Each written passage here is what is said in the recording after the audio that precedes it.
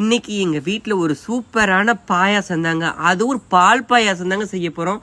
அதுக்கு சுமார் 1 லிட்டர் பால் எடுத்துக்கோங்க. நல்லா சட்டி காஞ்சது 1 லிட்டர் பாலை நல்லா இறக்குங்க.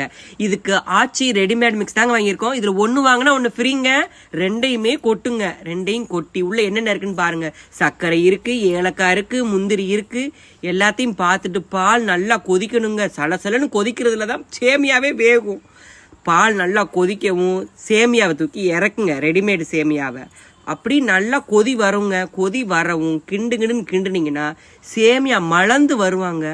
அந்த டயத்தில் பார்த்தீங்கன்னா சுவை யூட்டின்னு சொல்லக்கூடிய இந்த கண்டன்ஸ் மில்கை இறக்குங்க. இது ஒன்றும் இல்லைங்க, இனிப்பு சுவை லேசாக கொடுக்கும், சுவையும் அதிகமாக இருக்கும், நல்லா க்ரீமியாக இருக்குங்க.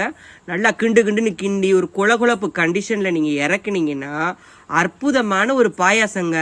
ஆனால் இதுக்கு மேலே ஒரு டிஷ் என்ன ஒன்று இருக்குன்னு பார்த்தீங்கன்னா, இந்த பாயாசத்துக்கு மேலே ஒரு தாளிப்பு கொடுக்கணுங்க. நெய்யை ஊற்றி அழகான முந்திரி பருப்பை மேலே போட்டு பொன்னிறமா பொரிய விட்டு அந்த பாயாசத்துக்கு மேலே ஊத்துனே வச்சுக்கோங்க, சுருன்னு ஒரு சவுண்டோடு அப்படியே பொரியுங்க.